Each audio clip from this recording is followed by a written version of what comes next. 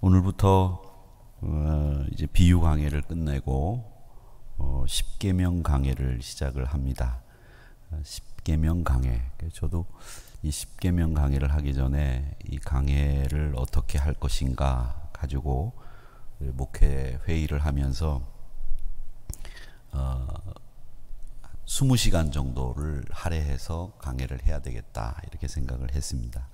그러니까 그 1에서부터 10가지의 계명을 먼저 강해를 하고 그리고 1계명을 강해하고 난 뒤에는 1계명을 적용하는 설교를 하고 2계명 강해하고 적용 설교하고 이렇게 20시간을 하는데 오늘 서원처럼 이 개론을 여러분들에게 말씀드리는 시간이 1시간이 추가가 되기 때문에 한 21시간 정도 이렇게 십계명을 가지고 강해를 해야 되겠다 이런 생각을 했습니다.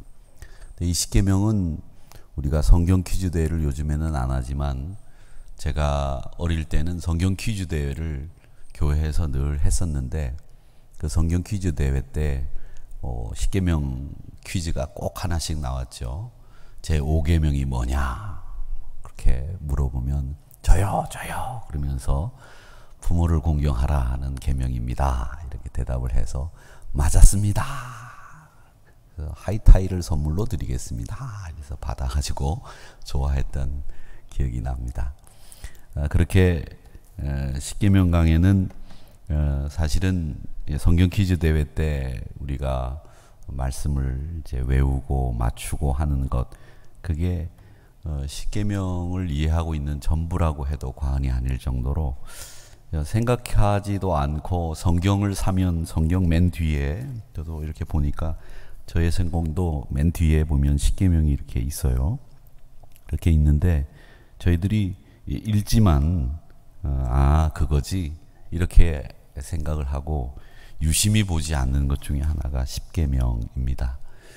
제임 마샬이라고 하는 신학자가 있는데 그분이 쓴 책이 손쉽게 알아쉬운 십계명 이런 책을 얇은 책을 하나 썼는데 그 책에서 뭐라고 얘기하느냐면 이 십계명이라고 하는 것은 우리를 하나님이 가르치시기 위해서 십계명을 주셨다. 가르치시기 위해서. 그러니까 하나님이 새로운 삶을 가르치시기 위해서 십계명을 주신 것이지 하나님이 엄한 하나님이다. 그리고 책망하시고 규제를 많이 만드시는 하나님이다. 이걸 보여주기 위해서 십계명을 만든 게 아니라 가르치시기 위해서 십계명을 주셨다. 이렇게 이야기를 합니다.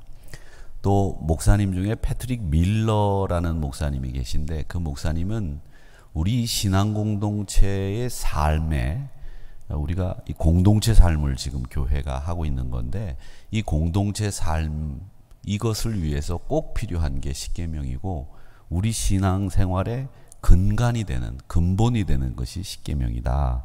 이렇게 얘기를 하셨습니다.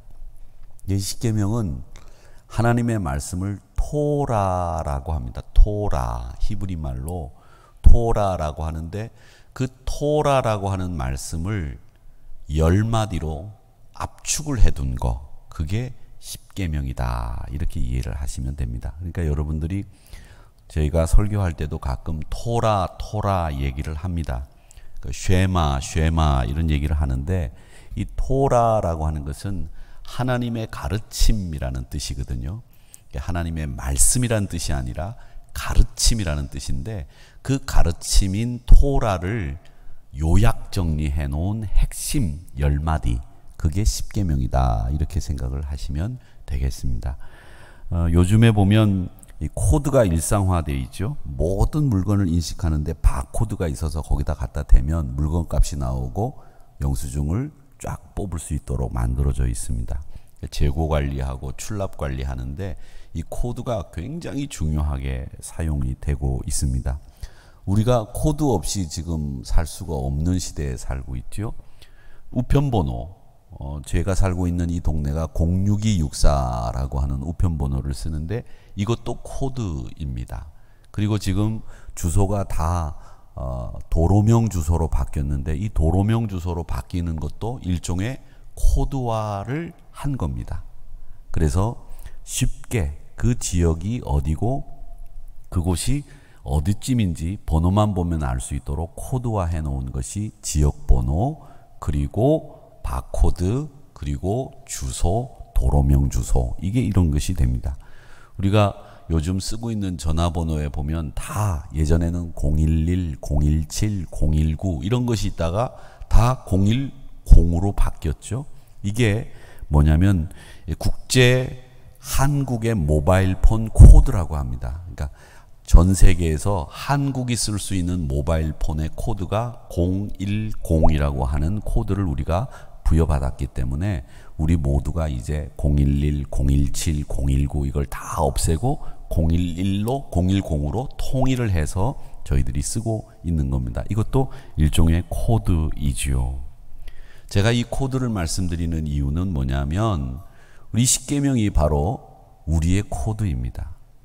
내가 신앙인이다 라고 하는 것을 드러내는 가장 명백한 코드, 우리를 스캐너로 이렇게 찍으면 십계명의 바코드가 이 안에 딱 들어있어서 그 바코드가 스캔이 딱 되면서 이 사람은 예수 믿는 사람이네. 스캐너로 싹 스캔을 해가지고 바코드인 십계명이 없으면 이 사람은 예수 믿는 사람이 아니네. 이렇게 구별할 수 있는 코드가 뭐냐면 십계명이라는 겁니다. 이건 우리 몸에 인쇄를 하는 것은 아니지만 우리 이 마음에 인쇄를 해둔 이 코드가 바로 십계명이다라고 하는 것을 아시면 되겠습니다. 그래서 우리 신앙을 견고하게, 그리고 우리의 신앙을 안정된 공동체 위에 세워줄 수 있도록 만드는 거, 그게 여러분이 지금 같이 공부하게 될 이 십계명이라고 하는 코드다.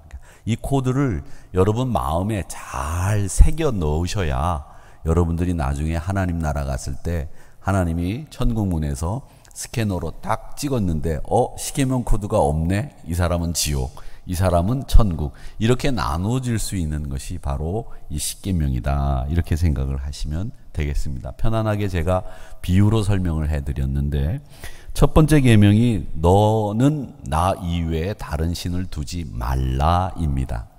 두 번째는 이름을 망령되이 우상을 만들지 말고, 세 번째가 망령되이 내 이름을 거론하지 말라이고요. 네 번째가 뭔가요? 제가 기억이 잘 안 나는데, 안식일을 거룩하게 지키라죠. 그리고 다섯 번째는 인간에게 주는 제일 첫 번째 계명이죠. 뭡니까? 부모 공경입니다. 여섯 번째는 뭡니까? 사람 죽이지 마라입니다. 그렇죠? 일곱 번째는 간음하지 마라. 여덟 번째는 뭡니까? 도둑질하지 마라. 맞죠? 맞습니까? 틀린 것 같은데. 제가 정리를 해드리기 위해서 여러분들에게 말씀드리는 겁니다. 이렇게 쫙 외워두시면 됩니다. 아홉 번째가 거짓 증거하지 마라. 열 번째가 탐내지 마라. 이렇게 외우시면 됩니다. 아시겠죠? 금방 외워지죠? 요즘 뭐 성경 암송 하시느라고 지금 외우는 데는 달인들이 돼 있으셔서 금방 외우실 수 있을 겁니다. 그렇게 네 가지 계명은 하나님에 대한 계명이죠. 망령되 일컫지 마라, 우상 두지 마라, 나 위에 다른 신을 두지 마라, 안식일을 거룩하게 지켜라. 그 다음에 다섯 번째 계명이 부모 공경하라부터 시작을 한다. 이렇게 머릿속에 넣어두시면 되는데, 이 나 위에 다른 신을 내게 두지 말라고 하는 이 첫 번째 계명은 뭐냐면, 뭘 의미하느냐면 네가 지금 누구를 믿고 있는지 분명히 해라, 이 말씀입니다. 우리가 신앙생활을 하면서, 교회 생활하면서 간혹 많은 교회 문제들을 이렇게 접하면서 행정적으로 처리하고 회의하고 우리가 또 의논하고 또 무슨 일을 하면서 저는 가끔 그런 생각을 해봅니다. 내가 지금 이거 예수 잘 믿고 있으면서 예수님, 하나님 기뻐하시는 일을 하고 있는가? 이걸 매일 매 순간마다 물어야 된다고 생각을 하고 있는 사람이 저 자신입니다. 특히 목사가 무슨 일을 할 때든지 이게 하나님이 원하시는 일인지 예수님이 기뻐하시는 뜻인지를 계속 물어야 됩니다. 그리고 지금 내가 뭘 믿고 이 일을 하고 있는지를 계속 물어야 된다고 생각을 합니다. 내가 예수님 믿고 하나님 믿고 그 능력을 의지해서 이 일을 하는 건지, 아니면 누군가가 헌금을 해서 큰 자원이 있고 재산이 있어서 그걸 믿고 일을 하는 것인지, 내가 뭘 믿고 있는지를 분명히 아는 거, 이게 참 중요해요. 우리 예수 믿으면서 여러분, 예수 믿는다고 말은 하는데 실제로 생활 속에서는 예수 믿는 게 아니라 돈을 믿고 사람 인맥을 믿고 능력 믿고 일할 때가 얼마나 많이 있습니까? 그게 아니라는 거죠. 그걸 이 십계명의 첫 번째 계명인 나 위에 다른 신을 두지 말라는 이 말씀은 네가 믿고 있는 게 뭔지를 분명히 해라, 이 말씀입니다. 내가 지금 뭘 믿고 있습니까? 내 건강을? 내가 가지고 있는 노후 자금을? 그걸 믿고 있다면 그거 너 믿을 게 못 돼. 네가 정말 믿어야 될 건 나 위에 다른 신을 두지 말라는 그 말씀처럼 네가 하나님을 믿고 살아야 돼. 이걸 말씀하시는 겁니다. 그러면서 이 말씀은 내가 너와 언약을 맺었는데 내가 너희들한테 선물을 주는 거야. 이 선물 잘 받아서 써라. 이 선물 받고 난 뒤에 이 선물을 준 사람, 그리고 이 선물, 이걸 감사하게 생각하고 이걸 기쁘게 생각하면서 다른 것에는 현혹되지 마라. 다른 것에는 정신 팔지 마라. 이 얘기를 하는 겁니다. 여러분, 우리 교회가 태국에 교회를 건축을 했습니다. 예전에 있었던 일입니다. 그 선교사님이 축구를 잘 하셔서 축구 선교를 하는데 태국 이 사람들이 이 축구를 굉장히 좋아합니다. 그래서 그곳에 축구 선교를 할 수 있는 곳에 거액을 쾌척을 해서 우리 원로 목사님과 장로님들이 그곳에 가서 헌당도 하고 축구장도 봉헌하고 그리고 돌아오셨습니다. 근데 돌아오는 공항, 귀국하는 공항에서 이 선교사님이 코빼기도 안 보이고 다른 교인들과 어울려서 우리가 가는지 오는지 또 우리가 어떻게 비행기를 타는지 이런 것도 보지 않고 배웅도 하지 않았던 일이 우리 교단적으로도 아주 유명한 일이 됐습니다. 우리 원로 목사님하고 장로님들, 원로 장로님들이 그런 일을 당하셨지요. 그런데 알고 보니까 우리보다 헌금을 더 많이 한 교회, 그것도 장로교회, 목사와 장로를 배웅하기 위해서 그곳으로 가 있었다는 게 나중에 밝혀졌습니다. 얼마나 화가 나겠습니까? 돈의 액수에 따라, 과다에 따라 사람을 차별하는 선교사의 태도가 분노케 했던 거죠. 이런 일들이 있었습니다. 그 선교사님 아직도 선교하고 있는데 여러 가지 문제점들이 있어서 제가 예의주시하고 있습니다. 여러분, 그게 적던 많던 우리가 마음을 다해서 준 거면 그분이 왔다고 하더라도 우리 성도님들과 목사님들에게 감사 인사로, 또 물론 인간적으로 감사하다고 하는 거, 그런 처신이 꼭 필요하다는 얘기는 아닙니다만은 공항까지 와서 남 모르는, 길 모르는 곳에서 잘 배웅해드리고 그리고 그 다음 분들을 맞이하는 게 순서지, 그분들이 더 많이 헌금했다고 조금 헌금한 분들은 그냥 내팽개치고 나 몰라라 하고 금방 얼굴색 바꾸는 이런 일들이 있어서 되겠느냐, 이런 것에 교단 전체가 분노하고 화를 냈던 적이 있었습니다. 비단 이게 우리 교회 일이었지만 교단적으로도 해외 선교에 굉장히 유명한 에피소드로 남아있는 이야기인데, 여러분, 이겁니다. 우리가 하나님께로부터 받은 은혜가 크고 그 사랑이 너무나 막극한데 그걸 잊어버리고 딴 데 정신을 팔고 한눈 팔면 그건 하나님이 기뻐하시는 일이 아니죠. 하나님을 화나게 하는 일이 될 겁니다. 그러니까 1계명인 나 위에 다른 신을 두지 말라고 하는 것은 내가 너희가 너와 결혼했다. 내가 너와 언약을 맺었다. 너는 내 신부다. 그러니 나만 바라보고 나만 사랑하고 나에게 충성을 다해라. 이 말씀을 하시는 겁니다. 내가 믿고 있는 것이 뭔지를 분명히 하라는 거죠. 그런데 우리가 하나님을 믿기보다는 이 세상에 있는 것을 더 많이 믿는 우리의 마음 씀씀이가 하나님을 화내게 할 수도 있다는 것을 분명히 아시고 우리가 하나님 한 분만을 위해서 충성하고 헌신해야 되겠다는 거죠. 제가 결혼식 주례를 해보면 신랑 신부가 어떤 사이인지 눈치를 챌 때가 있습니다. 제가 묻습니다. 신랑은 신부를 좋아하냐? 그러면 신랑은 대개가 입이 귀에 걸립니다. 웃기부터 합니다. 뭐가 그렇게 좋은지. 저도 그렇게 웃었습니다. 결혼하기 전에. 결혼식 날에도 그렇게 많이 웃어서 제가 섬기던 교회 권사님들이, 제가 전도사 때 결혼했는데 목사 안수 받기 전에, 전도사님 좀 그만 웃으라고. 그런데 웃으라고, 그만 웃으라고 하는 소리를 들으면서 또 웃었습니다. 정신 나간 사람처럼. 그런데 만약에 신랑이 결혼한 날 주례가 야, 너 신부 좋아하냐? 했더니 글쎄요, 제가 좀 생각을 해보겠습니다. 내가 다음에 좀 시간이 지나면 김양도 좋아하고 박양도 좋아하고 이양도 좋아할지도 모릅니다. 이렇게 이야기하는 친구와는 결혼할 수 있습니까? 없습니까? 없습니다. 마찬가지입니다. 우리가 하나님 한 분만을 사랑합니다. 이렇게 고백을 하고 그런 고백을 철저히 지키기 위해서 신앙생활을 하는 거, 그걸 위해서 첫 번째 계명을 주신 거예요. 나 위에 다른 신을 두지 마라. 하나님은 우리가 같은 코드 안에서, 같은 지역 안에서 살기를 원하시는 겁니다. 하나님이 우리에게 주신 코드가, 첫 번째 코드가 뭐냐? 너는 나만 믿고 나만 의지하고 살아라. 이게 하나님이 우리에게 주신 첫 번째 코드입니다. 이게 바로 헌신이고, 이 헌신을 위해서는 코드가 잘 맞아야 되는데, 그 코드를 맞추는 첫 번째 코드가 뭐냐? 나, 하나님, 그 한 분만을 믿고 의지하는 내 삶의 코드가 딱 맞아 떨어져야 된다는 것을 이 십계명 첫 번째에서는 말씀하고 있다는 겁니다.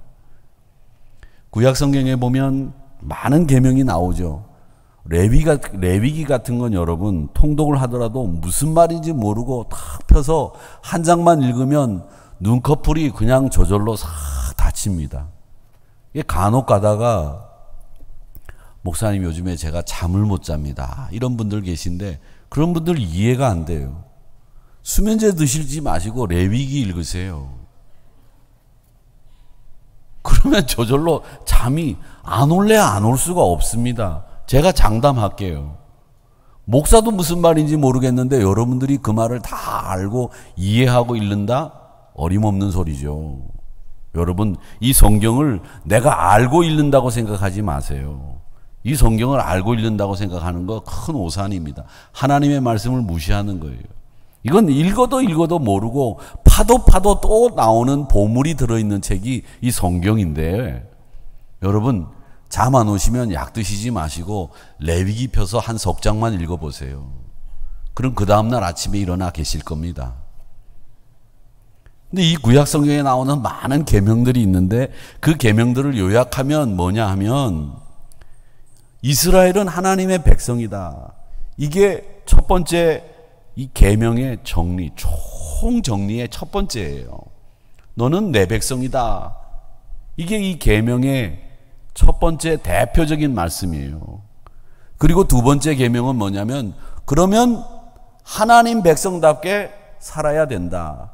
이게 구약에 나오는 계명을 정리했다고 보시면 됩니다.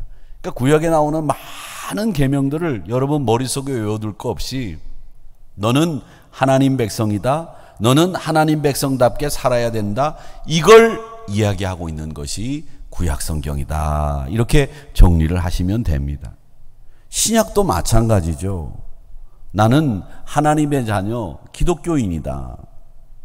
그렇기 때문에 나는 기독교인다운, 예수 믿는 사람다운 삶을 살아야 된다. 이게 신약 성경의 내용입니다.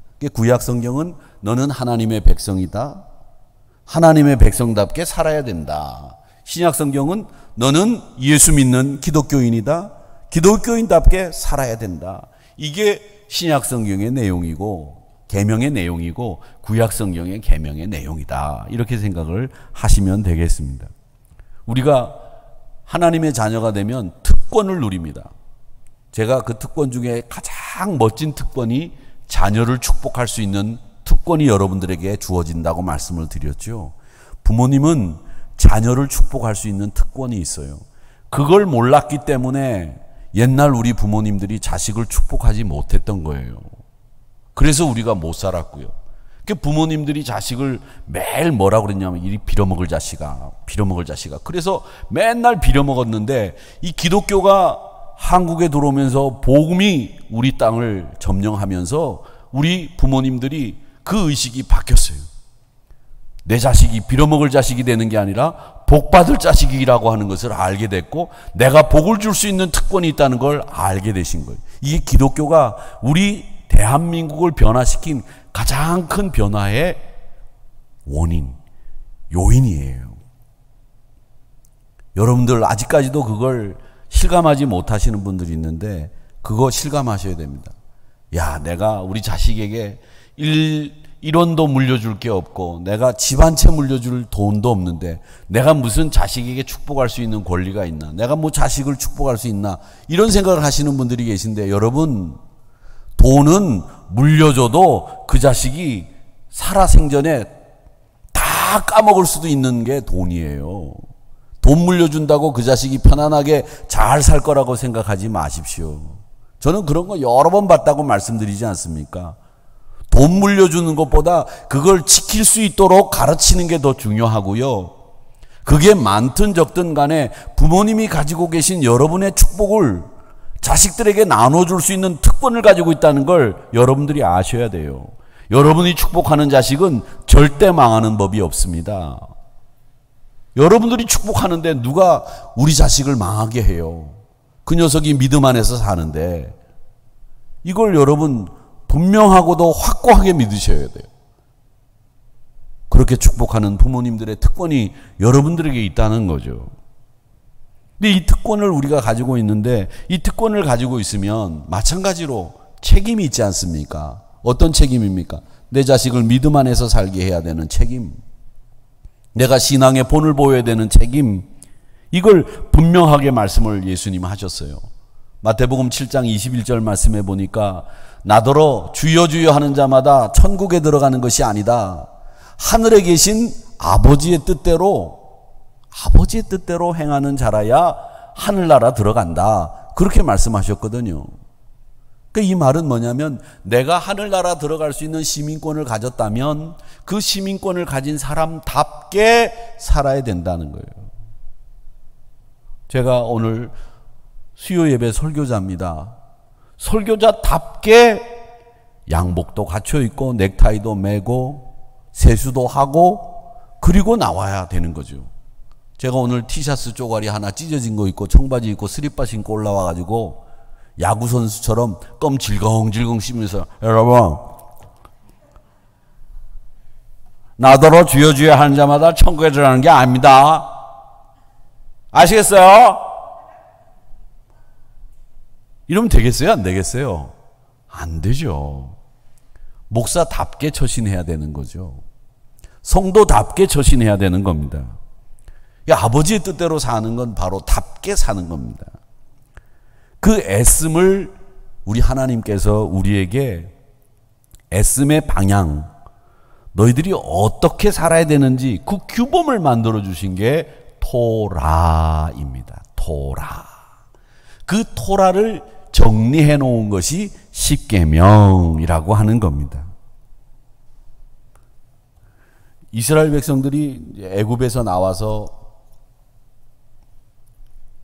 모세의 지도 아래에서 이제 애굽을 출발해서 약속의 땅인 가나안까지 쭉 갔습니다. 십계명 강해가 이게 율법 강해처럼 이게 될 수 있어서 여러분 이렇게 설교를 들으시다가 재미가 없고 이해가 안 되고 졸리고 그러면 손을 들어서 표하세요. 그럼 제가 바로 끝내겠습니다. 그날 설교는 안 합니다. 재미없으면 안 할게요. 괜찮죠? 거기서 대답했다면 큰일 날 것 같으니까 눈치를 보시는데 감사합니다. 편하게 설교 수요일 날은 들으세요. 수요일 날은 최대한 편하게 설교 듣고요.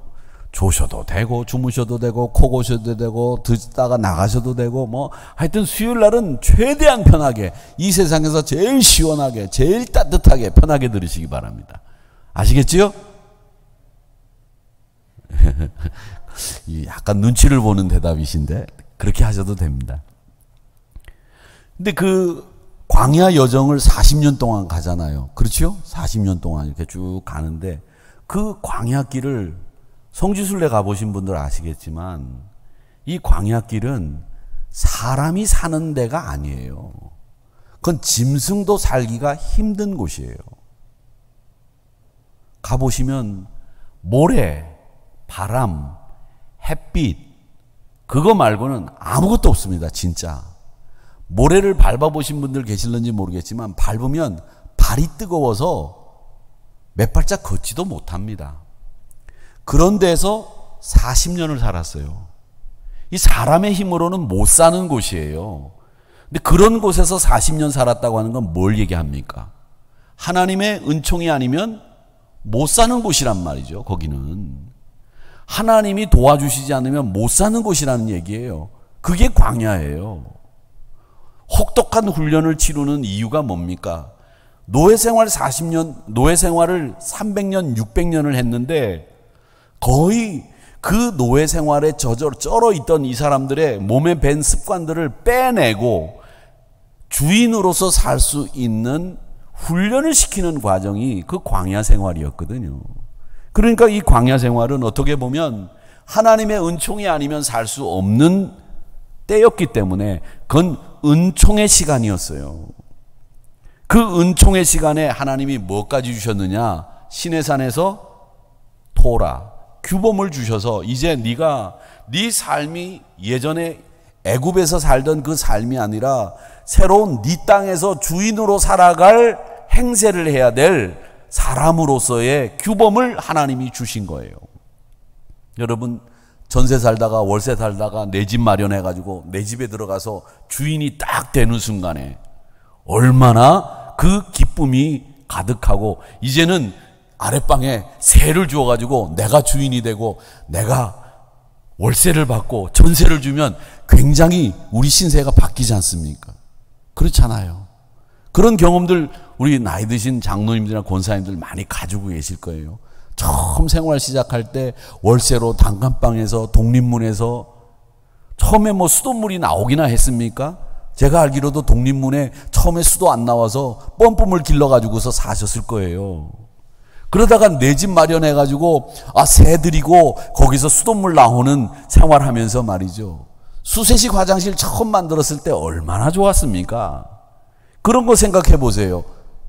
그러면 예전에 내가 새 살던 사람하고 내가 이제는 주인이 됐을 때하고의 삶이 달라지는 거예요. 그 달라졌을 때 규범이 바로 이 십계명이라고 하는 규범으로 우리에게 주어진 거예요.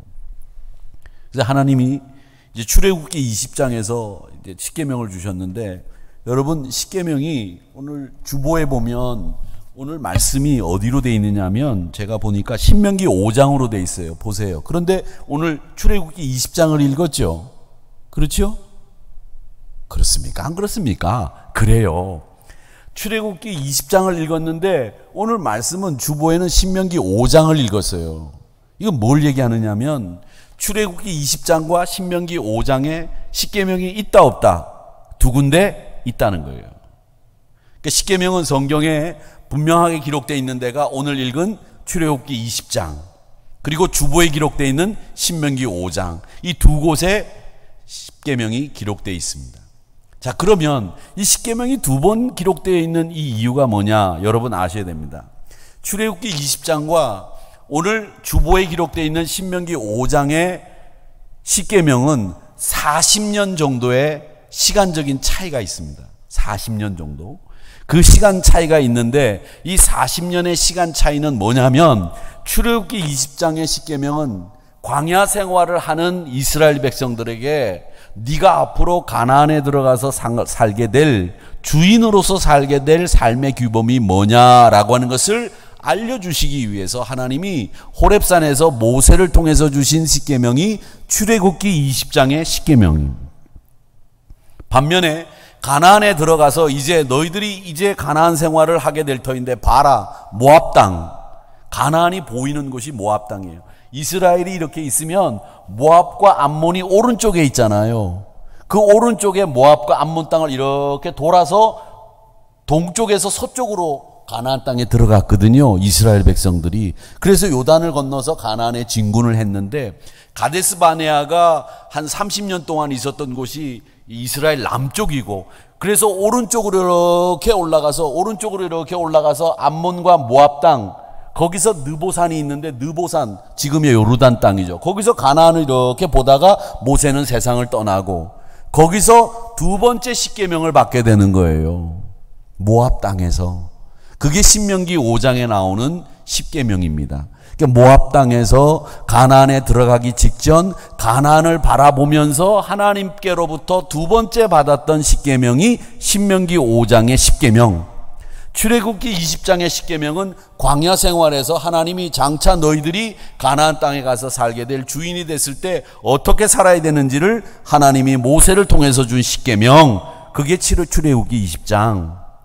신명기 5장은 모압 땅에서 본 십계명. 이렇게 이해를 하시면 되겠어요. 아시겠죠? 십계명은 두 군데 나온다고 그랬습니다. 한 군데는 출애굽기 20장, 한 군데는 신명기 5장입니다. 그 5장과 출애굽기 20장의 십계명 사이에는 40년의 시간적인 간격이 있지만 그것은 하나님이 동일하게 주신 십계명이다. 이걸 보시면 되겠습니다. 이 십계명에 관련된 얘기가 많이 있는데 그 중에 한 가지만 더 얘기하고 정리하고 마치도록 하겠습니다. 배고프시죠? 아침 바로 먹고 나오셔서 배 안 고파요? 네. 점심 안 먹어도 배부르죠? 예. 그러면 1시까지 해볼까요? 그러면 아마 끝나고 나면 저한테 인사도 안 하고 이러고 가실런지 모르겠습니다만은 어쨌든 끝내겠습니다.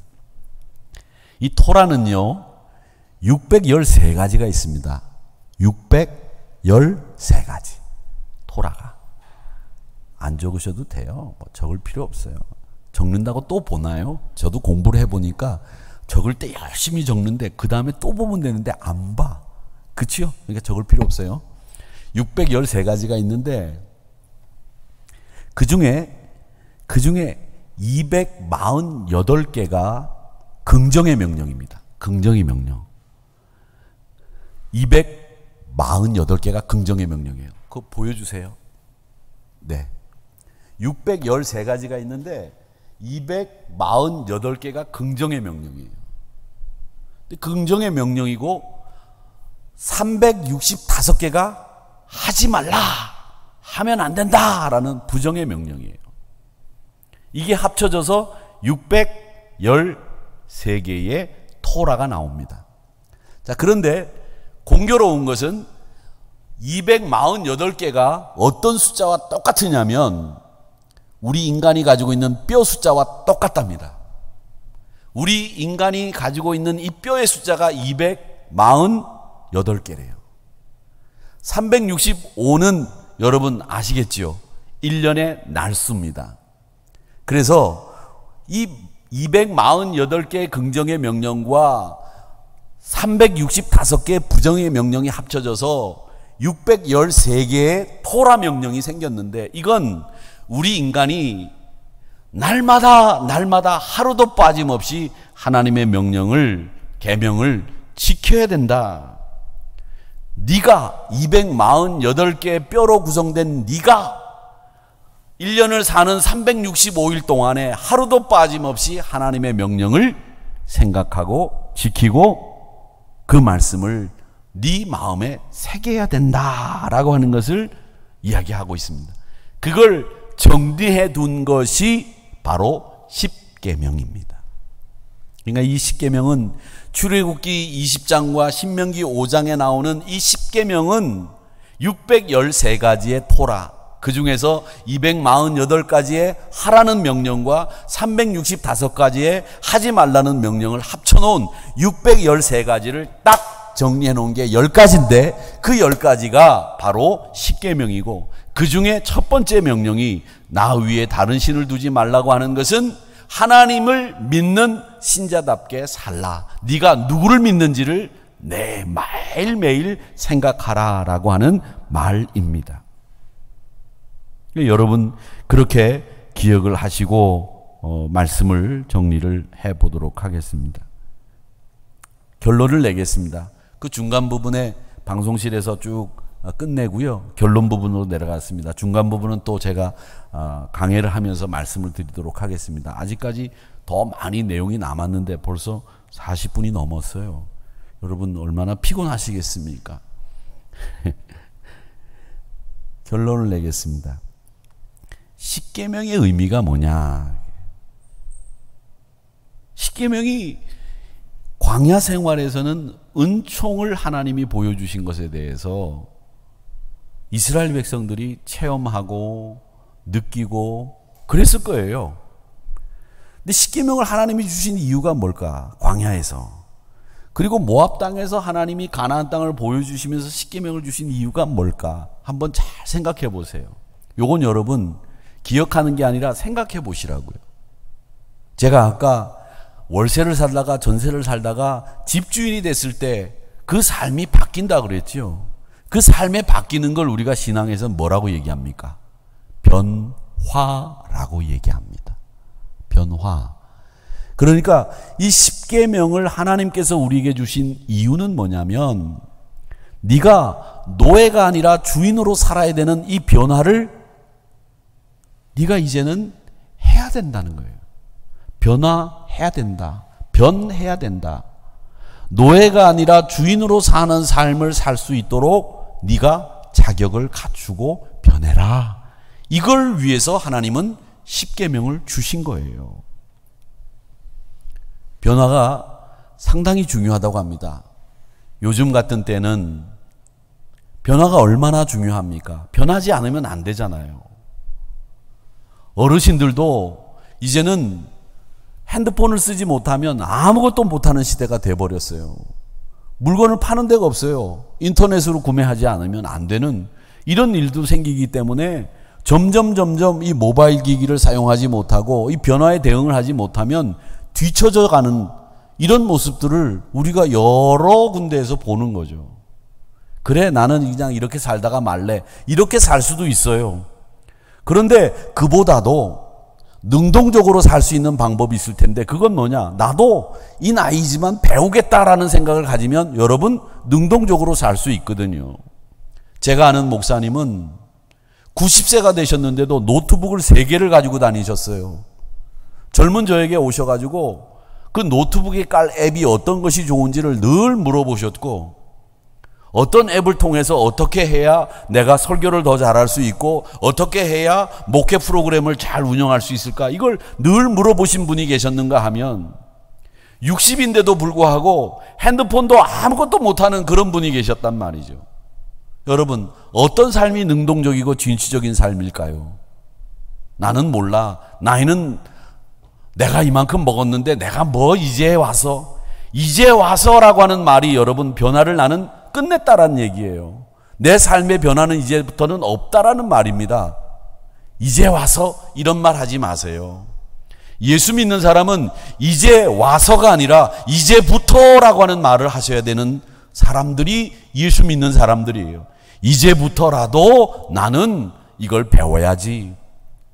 이제부터라도 저는 제가 아는 선배 목사님 중에 은퇴하시고 난 뒤에 지금 불어 공부를 열심히 하고 있는 선배를 한 분 압니다. 은퇴하고 난 뒤에 지금 불어를 배운대요. 깨스크세, 세따바. 그거 배울 수 있겠어요?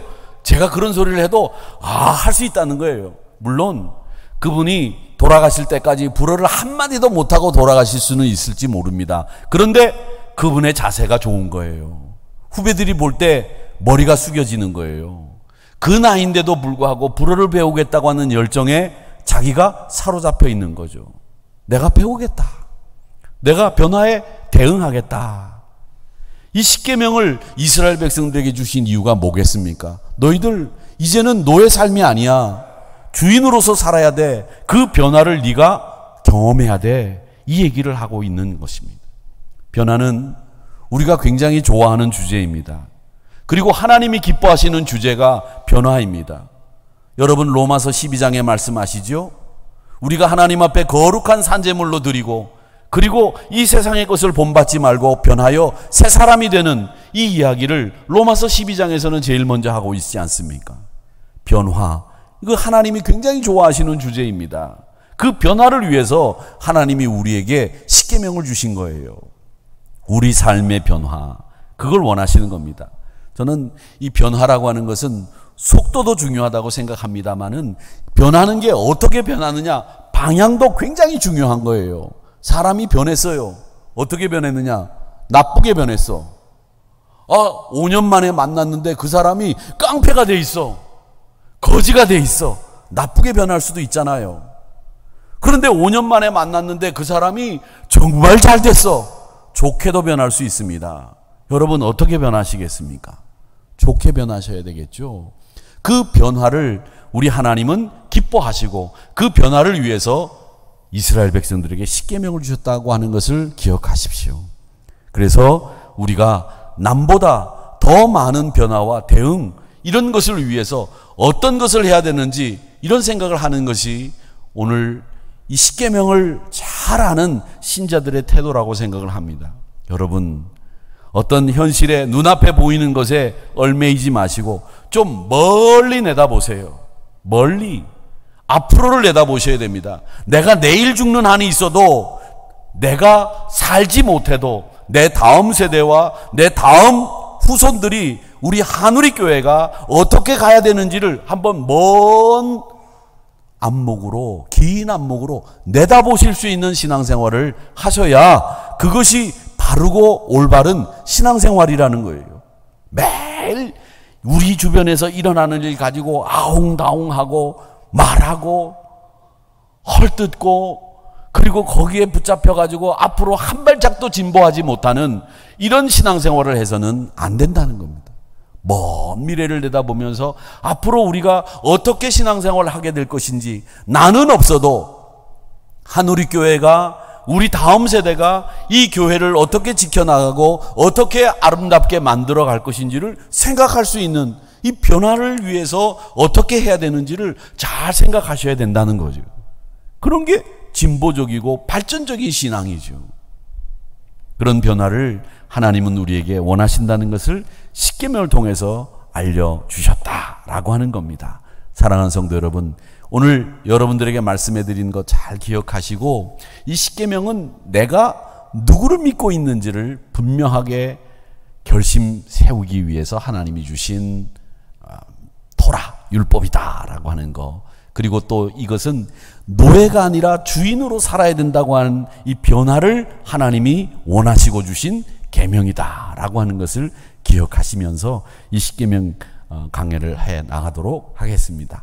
오늘 서원 처음 출발이었는데 여러분들에게 딱딱하지 않게 또 쉽게 십계명을 설명해 드리기 위해서 제가 준비를 했는데, 어떤지 후문들을 남겨주시면 제가 더 다음번에는 잘 준비해서 여러분들과 십계명을 공부하도록 하겠습니다. 그리고 이 십계명 시간이 재미있는 시간이 됐으면 좋겠고요. 이 수요일 강해 시간은 좀 우리가 자유롭게 좀 편안하게 하나님의 말씀을 깊이 있게 생각해 볼 수 있는 시간이 되었으면 좋겠다라는 생각입니다. 기도하겠습니다.